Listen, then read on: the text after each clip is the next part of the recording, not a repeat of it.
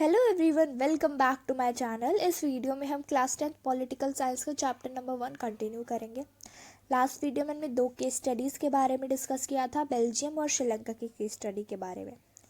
अब हमने पहले तो ये हम देख चुके हैं, अभी हमने कुछ केसेस के बारे में हमने पढ़ा कि क्या होगा अगर बेल्जियम में मेजॉरिटी का फ़ायदा उठा लिया जाए डच स्पीकिंग के थ्रू, और श्रीलंका में सिंहाला स्पीकिंग पीपल के थ्रू मेजॉरिटी में होने का फ़ायदा उठा लें।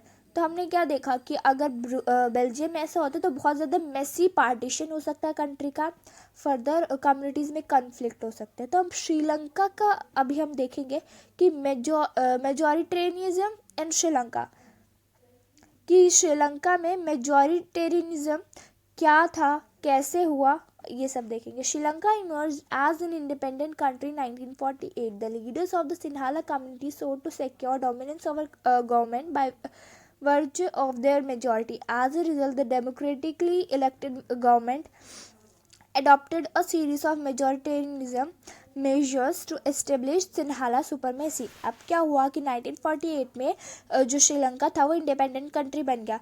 जो लीडर्स थे वो सिन्हाला कम्युनिटी से बिलोंग करते थे, ठीक है, और उन्हीं की जो है गवर्नमेंट में, यानी कि उन्हीं में सिन्हाला कम्युनिटी के ही पीपल जो थे उन्हीं की मेजॉरिटी थी गवर्नमेंट में, ठीक है।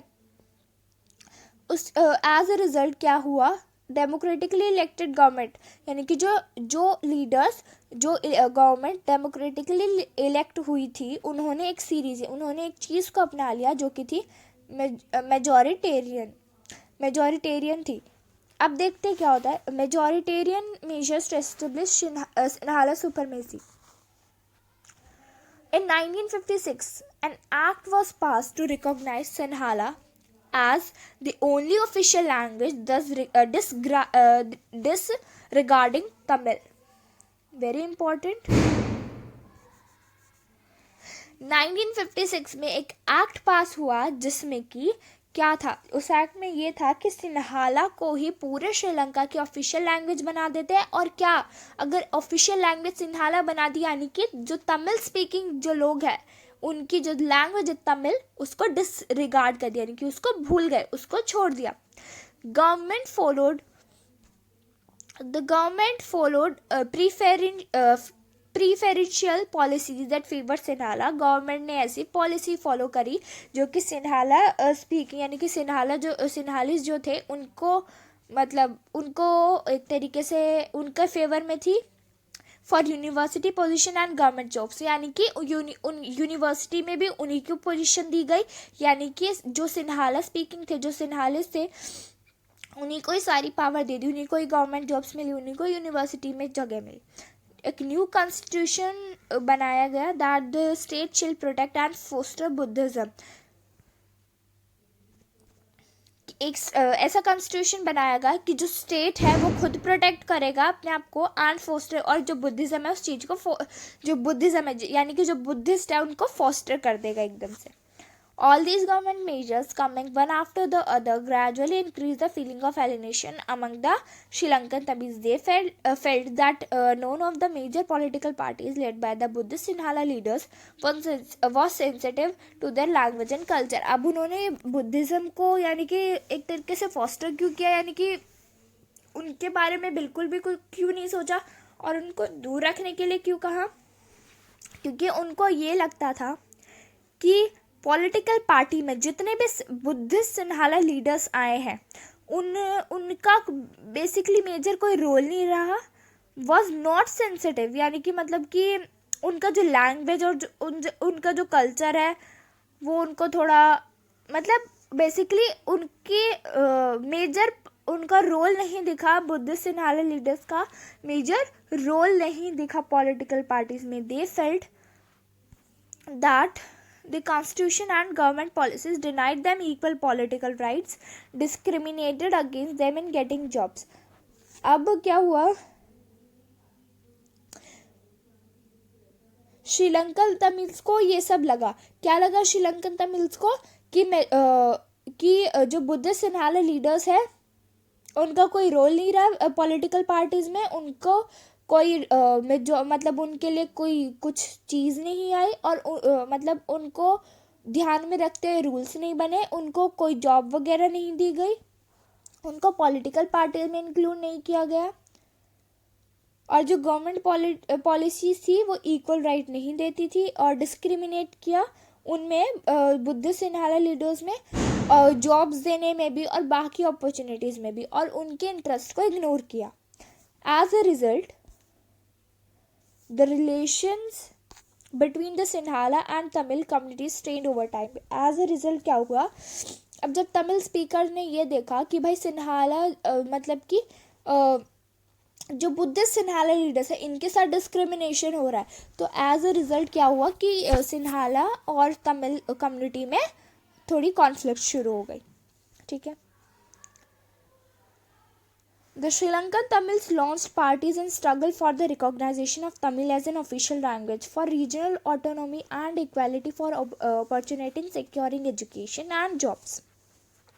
अब श्रीलंकन तमिल्स ने एक पार्टी लॉन्च करी और स्ट्रगल किया तमिल को एक ऑफिशियल लैंग्वेज बनाने में. श्रीलंकन तमिल्स ने एक पार्टी लॉन्च करी और तमिल का ऑफिशियल लैंग्वेज बनाने में बहुत ज़्यादा स्ट्रगल किया, for regional autonomy and equality, ताकि सबको इक्वालिटी मिले और एजुकेशन का जो राइट है वो उनको भी मिल सके और जॉब का right. But the demand for autonomy to provinces populated the Tamils was rapidly denied. But जो उनकी जो मांग थी, यानी कि उन्होंने जो अपनी पॉइंट ऑफ व्यू रखा उसको रिपीटली डिनाइड करते गए. By 1980s, several political organizations were formed. 1980s के टाइम तक बहुत सारी political organizations बनी और वो क्या डिमांड करती थी, एन इंडिपेंडेंट तमिल इलम, यानी कि एक इंडिपेंडेंट तमिल स्टेट जो कि कहाँ होगा, northern and eastern parts of Sri Lanka. अब 1980s तक ऐसी कुछ पॉलिटिकल ऑर्गेनाइजेशन बनी जो ये कह रही थी कि हमको अपना तमिल स्टेट चाहिए अलग से नॉर्दर्न एंड ईस्टर्न पार्ट्स में श्रीलंका के. अब हमने क्या देखा कि जब श्रीलंकन तमिल्स में और जब सिन्हाला में लड़ाई हुई तो उनके बाद उन्होंने क्या क्या चीज़ें करी. उन्होंने सबसे पहले तो अपनी एक पार्टी लॉन्च करी और उन्होंने किस चीज़ में स्ट्रगल किया कि वो तमिल को ऑफिशियल लैंग्वेज बना दे, पर रिपीटेडली उनकी जो मांग थी उसको डिनाई कर दिया गया.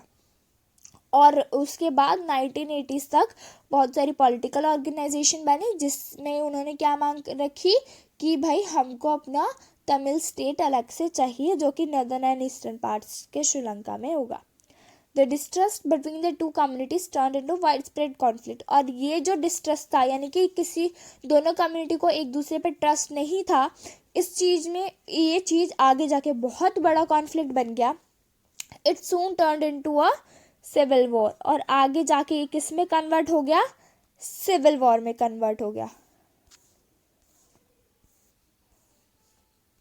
Civil war, a violent conflict between opposing groups within a country that became so intense and that appears like a war.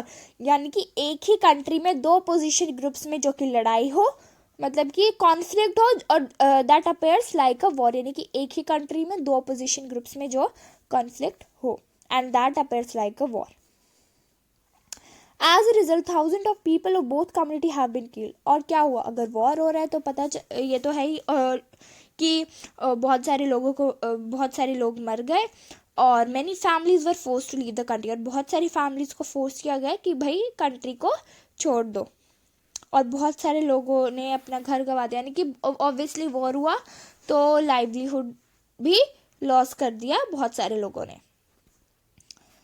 अब हमने चैप्टर 1 जो इकोनॉमिक्स का उसमें ये पढ़ा about Sri Lanka's excellent record of economic development. क्या देखा कि श्रीलंका का इकोनॉमिक डेवलपमेंट में, एजुकेशन में, हेल्थ में बहुत अच्छा रिकॉर्ड है. But the civil war has caused terrible setback to the social culture and economic life of the country. But civil war ने इन सभी चीज़ों पे बहुत बड़ा इम्पैक्ट डाल दिया था.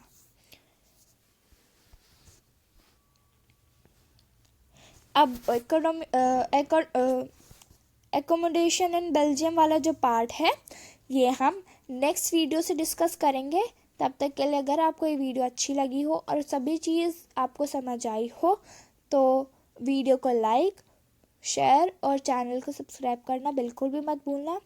एकोमोडेशन इन बेल्जियम, ये वाला टॉपिक हम नेक्स्ट वीडियो से डिस्कस करेंगे। Thank you.